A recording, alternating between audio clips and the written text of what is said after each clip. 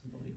Well, thank you so much for that. It was, I'm sure, it had a few surprising moments, not least the funny walks. But also, hopefully it's given you a bit of a snapshot into what forensic podiatry and forensic gait analysis is all about. But we're going to ask you a few more questions, if that's okay, to drill down a little bit about you as well as it. So, you've come a long way. You're the Dean of Podiatric Surgery. You're now an established forensic gait analyst. But you didn't start there. What attracted you to podiatry in the first place? Always having had a heavy sporting interest, it was something where I was always interested, having played a lot of sport in the past at a young age, in relation to why injuries actually occurred.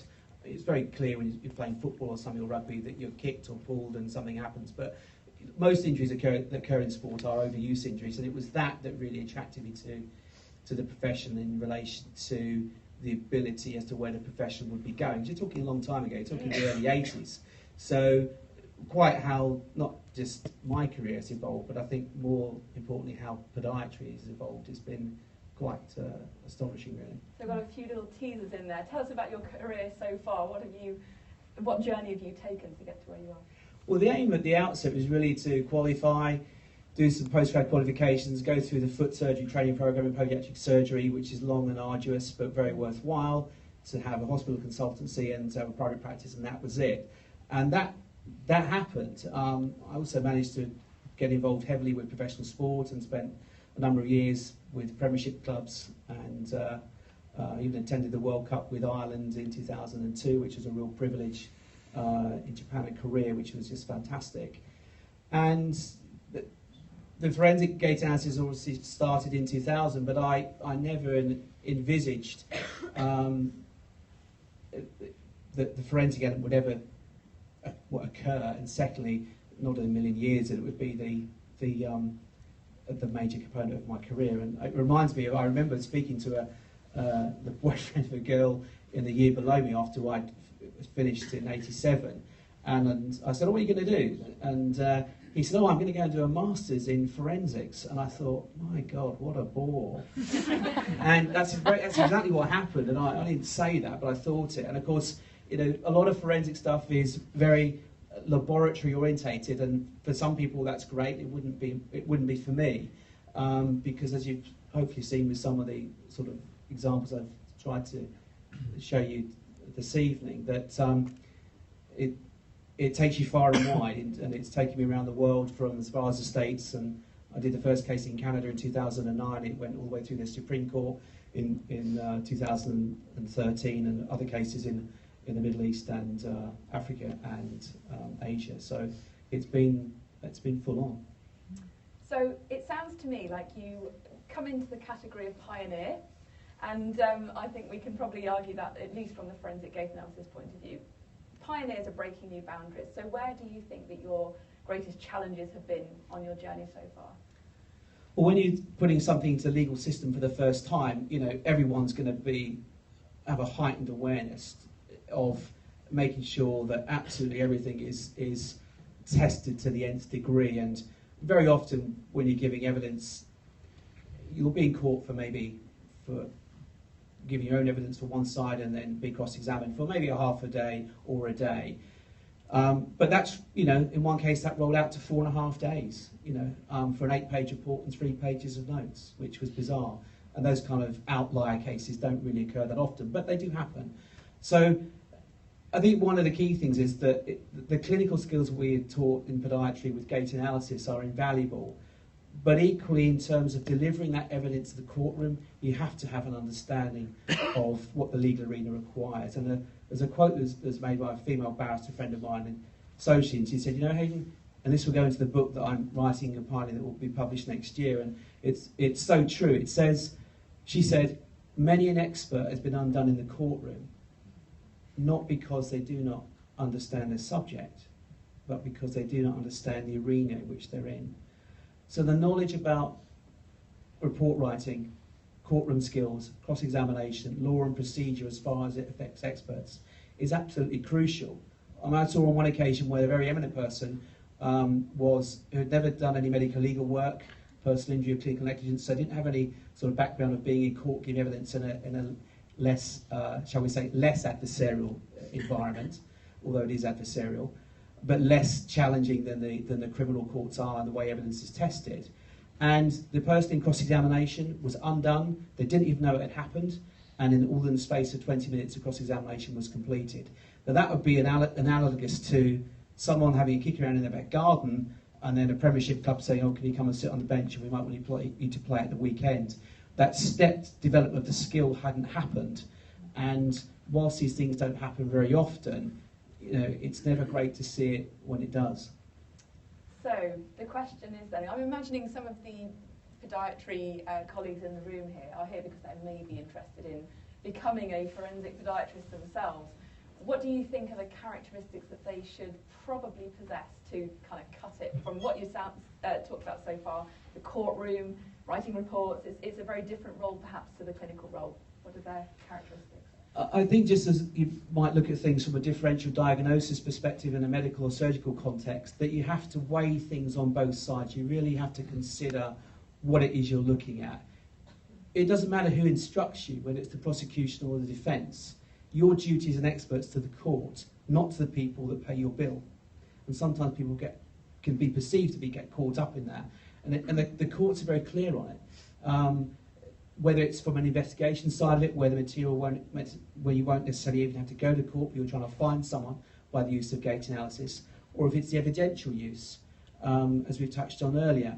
It's that weighing of both sides of the coin in terms of what can you see, how useful is it, and if it doesn't take things any further forwards one way or the other, you need to make that clear to the people that are asking your opinion at the time.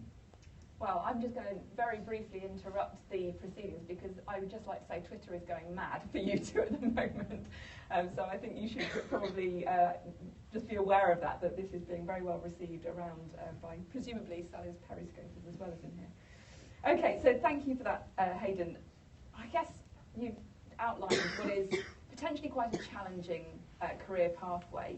And you are clearly, as I've already said, a pioneering type of person. Would you do it all over again, do you think, knowing what you know now? Yes, I mean, you're going to have experiences throughout life which challenge you in all sorts of directions, but you can't let that get in the way of what you're doing.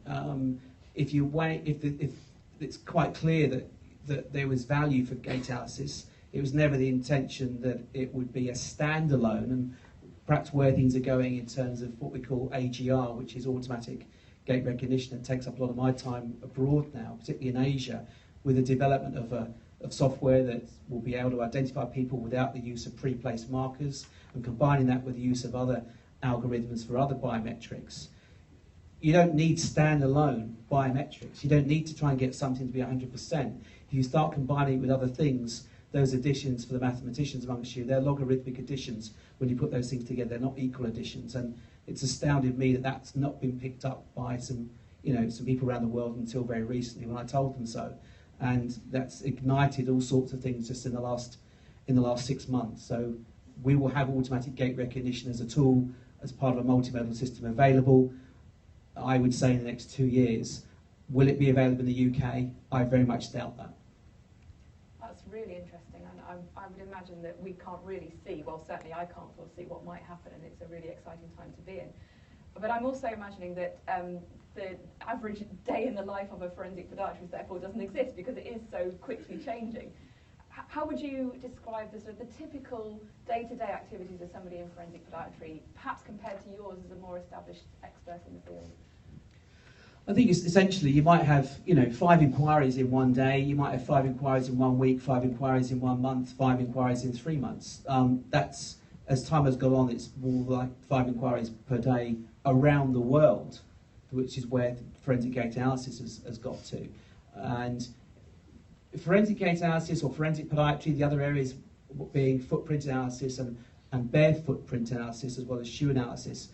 Those areas within forensic podiatry, I wouldn't ever see anyone solely having a career only in forensic podiatry. I'd see it as something which is a part of a podiatrist's career, whether it be a clinician or whether it be a surgeon or both. And the reason for that is very straightforward, because the courts are very clear, whether it be in the civil courts or in the criminal courts, they're very clear about wanting people to be able to provide material evidence, reports, who are active in their field. So they're still current. So it sounds to me like we've got to be flexible, we've got to have an attention to detail, we've got to be perhaps quite, confident to stand up. Do you think that in the next 10 years they will still require those same characteristics? Where do you see forensic podiatry going, if you like, over the next 10 years? Well, I think with the advent of what's occurred as a knowledge base, which really started in 2000, the footprint and footwear side of things existed long before gait analysis, but forensic gait analysis was the igniter that's given it the whole area of forensic podiatry profile in terms of moving it all forwards. That's also been, to be fair, greatly assisted by Peter James. The 16 million books, that's a lot of books. And, people will become educated by the use of these tools. And I see it being at a stage where there'll be more and more forensic podiatrists there. There'll be people that will be embarking upon master's programs. I can't really go into too much about that, but it's what's called Watch This Space. But there's already one master's program running in Huddersfield, and I wouldn't be surprised if in the next year if there's another one running somewhere. I can't think where that might be, but you'll just have to work that out yourselves. But it will grow and expand, but it's important to recognise that it's not just your clinical tool set of gait analysis that's needed.